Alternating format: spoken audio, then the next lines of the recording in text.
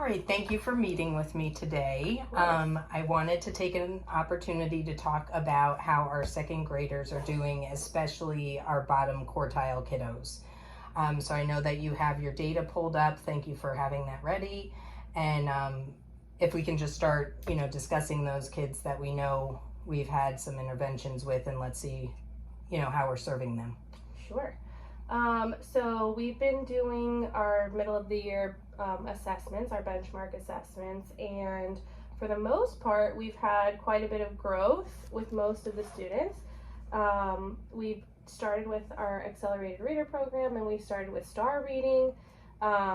Actually, everyone in my class either stayed the same or made significant gains, which was exciting for reading. That's great. On the star reading, and actually the same on the star math, except for one student who we know has already been struggling last year, and so we've gotten some interventions for her during the school day, and she's just started tutoring, so we're hoping to see some progress there.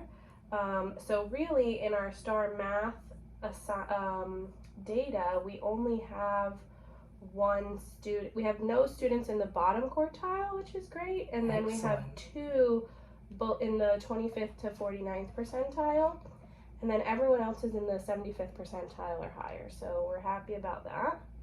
And that's credit to your hard work and diligence with those students. It's a team for sure. And then for reading, we do have one student that's in the bottom quartile, so we're really trying to help with interventions.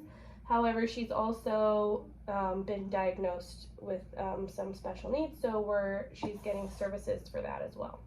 Okay, and in terms of how we're utilizing our interventions here at school, how many of those students are still seeing Catapult? I believe 3. Okay, great.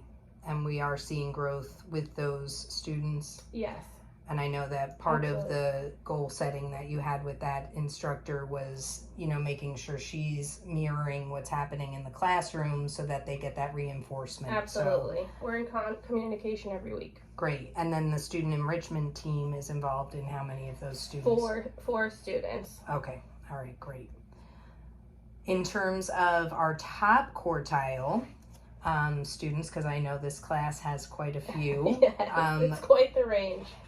Oftentimes, as we talked about at the beginning of the year, these are the students that kind of get left behind in terms of they don't get that acceleration that they need. So have you been able to implement, I know in your goal setting from last year, you said that you were going to implement some things for the top quartile.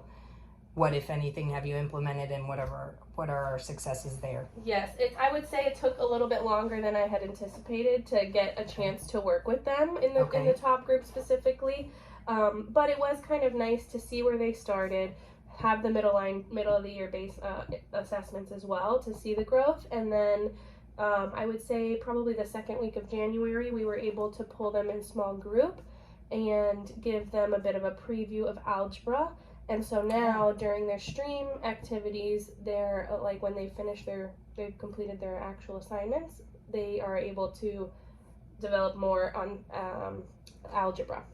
That's specifically. Great. Well, and I know that the 3rd and 4th grade teachers will be happy to hear that. Hopefully, they're specifically working on balancing equations, which can be a bit tricky for them to understand that whatever's in front of the equal sign must equal everything behind the equal sign. But this group, there's about 6 of them that are really excited about it. Wonderful. Well, thank you so much. This is a great start, and we'll also share this in our vertical meetings that are coming up.